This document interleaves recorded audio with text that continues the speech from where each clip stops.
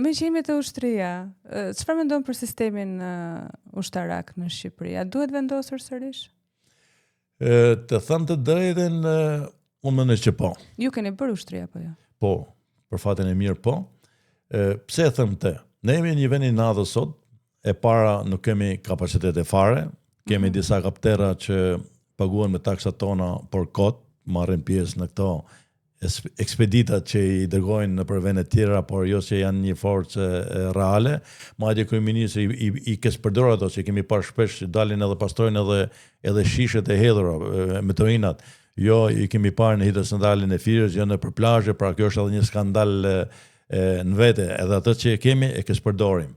Pra, nuk them në aspektin e mbrojtjes, se ne jemi një vend i vogël dhe e kemi shumë vështirë që të mbrojmë veten tonë pa aleat. Është fat i madh që jemi antar i vendit, jemi antar të NATO-s.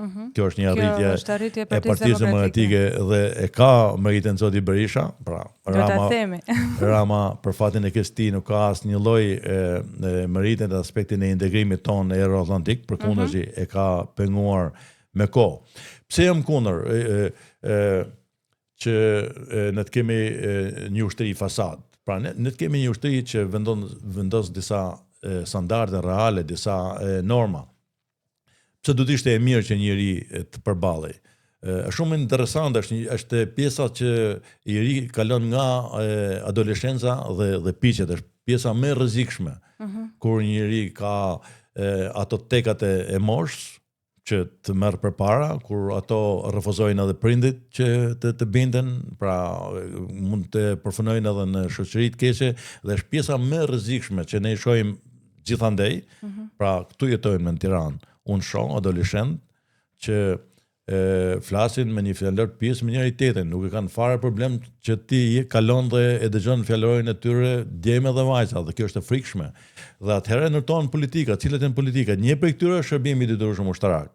Qoftë edhe 1 vjeçar, që atë jenë moshën më të mirë që ti merr një edukohesh, zgjohesh në orën 5:30 mëngjesit në mënyrë detyrueshme me burina në zëshën dikur, rregullon kravatin tënd dhe ke një kohë limit që ta rregullosh për 3 minuta, e kishim në atë kohë që kravati do të ishte zgjidhur. Për 3 minuta. Pa diskutim, bile mos harrej, mos ishte edhe më pak, po se kanë kalu vite, po asim duke 3 minuta, dhe kishin një kontroll, nëse se ke kuadratin mirë që badania, çarçafi, steko, që do të dilte përpara ta prish edhe një herë dhe detyronte që ti ta rregulloje sërish, pra të edukon.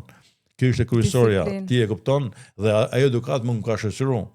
Që në momentin që unë ngrisha nga gjumi, nuk prisha që të më rregullonte nëna ime kravatin, po rregulloje vetë. Pse se ishte një edukat që e mora në ushtri. Pastaj vazhdon akoma zoti Ndoka e rregullon kravatin? Po diskutim që të krijon ajo të bëhet ADN, duket si rutinë, pjesë e përditshmërisë. Nuk diskutohet kjo, nuk mund ta marrësh ti vetvetiu. Pra, ose do ta marrësh me familjen, me doza të vogla, ti ke atë pjesën që me një stande, që këto do t'i bëjnë mamaja, ke atë shthurin e moshës, pra nëse ti nuk ke një mundësi edukimi, që për fatin e keq kjo ka humbur në shkollë, pra shkolla joni ka humbur këto vlera edukuese, por këto merren edhe në ushtri, nuk merren edhe në shkollë.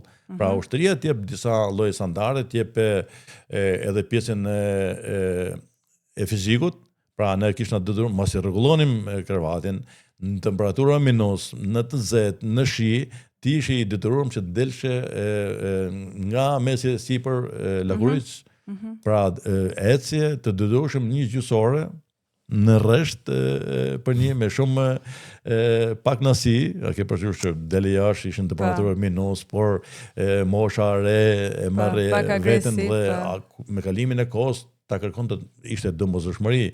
Unë edhe mos i kam marrë ushtrin, e kam vazhduar këtë pjesën e sportit, të ecjes, të zimit, pra janë rregullat ti e fiton, krijon një lloj ADN-et, krijon një mbrojtje edhe imune ndaj vetes, ndaj gripit, ndaj sëmundjeve, krahas disiplinës që e mëson aty. Nëse sot ne kemi njëri që zgjohet nga gjumi në orën 11, rrin edhe 2 orë poshtë batanijeve me celular në dorë dhe nga ora 3 del nga shtëpia.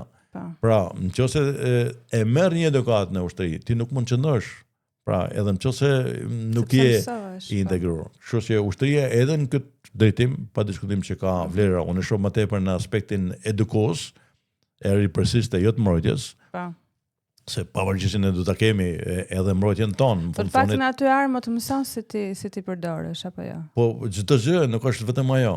Pra, është pjesa e një edukimit, është pjesa e një kulture, është pjesa e një standardi që ti vendos me veten. Dhe nuk mund ta vendosësh vetë nëse ti nuk je në urdhrat e një prokurorit. Ai të ndeshkon, jo si prindi. Prindi kritikon, por nuk ndeshkon, kurse ai komandanti të ndeshkon me masa, ta prish shkërvatin, nëse ti je i fundit në rresht, detyron edhe një gjysore tjetër plus që do të bësh do thesish për ka disa gjëra interesante ushtria. Shumë interesante. Ja, ne shpresojmë shumë që të kthehet sërish